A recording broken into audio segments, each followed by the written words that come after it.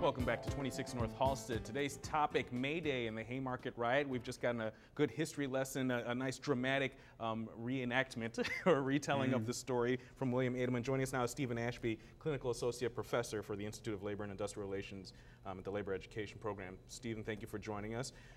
Dramatic series of events leading up to this riot.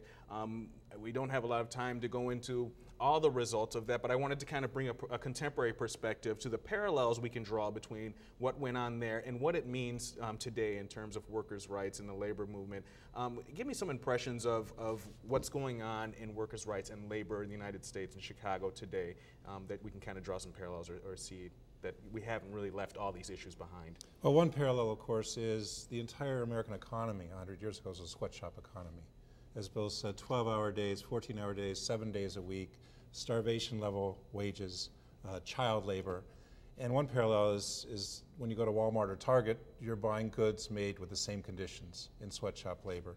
So that's one of the struggles going on today to try to lift up working standards across the globe, that globalization and free trade should mean not maximizing corporate profit, but let's lift people up out of poverty. And that's not happening. It's very hard to find clothes that aren't made by 18, 19, 14-year-old girls working 80, 100 hours a week, getting paid a pittance. And of course the other issue is, well, we won after 70 years of labor upheaval, and this was part of it, and tremendous repression. We got the right to organize unions. We got the Fair Labor Standard Act, time and a half for working after 40 hours a week. We got some basic democratic rights and lifted people up. And in the 1930s, because of the success of the struggle, and we had 15 million workers in unions. And after World War II, our income for the average worker doubled in the next generation. So we began to build what we call a middle class, which is a well-paid working class. And now, well, wages are stagnating. There's a lot of discussion. Economically, certainly in the industrial machine that Chicago was, and it has gone away. We were more service-oriented industry as far as where you're going to get a job in this country.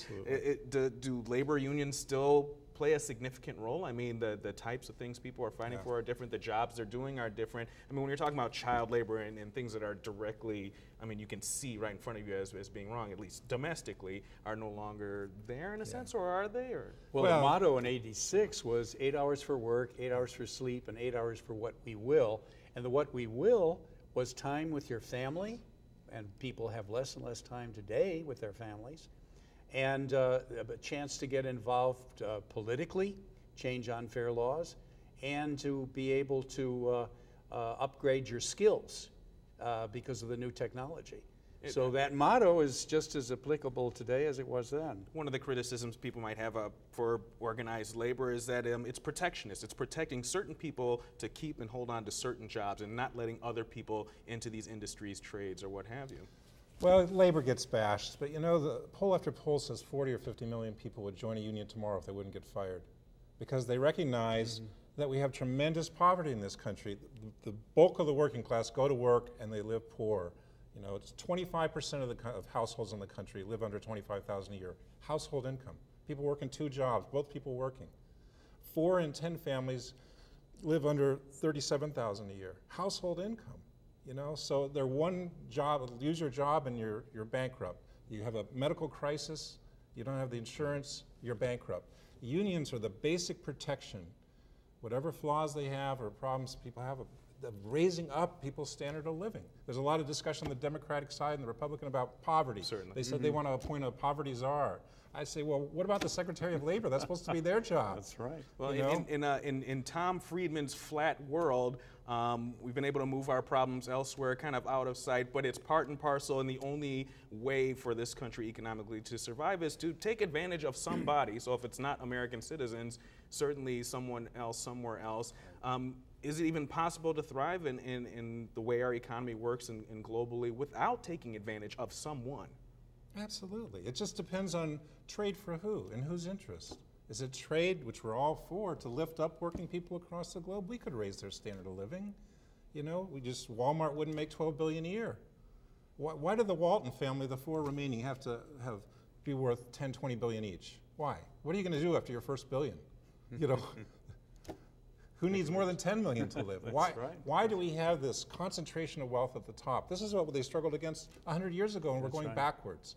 You know, if people are so proud of what a great country we are, well, what about the working class who built the country? Shouldn't we be proud of their standard of living? Shouldn't we be lifting people out of poverty with unions bargaining collectively for people? It can be argued that in certain places like India, depending on the type of service you're talking about, where people are outsourcing, that you are raising their standard of living, and they are able to live much better on a lower wage than someone would be able to. But the background, the basis of our democracy is the middle class.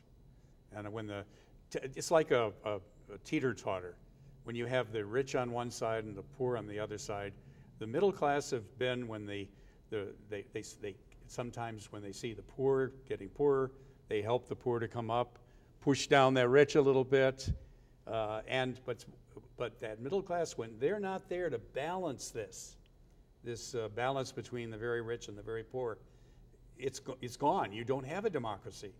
You see that in other countries where you have the extreme rich that use the military to keep down the poor, and the poor start a revolution against the rich, and it's back and forth.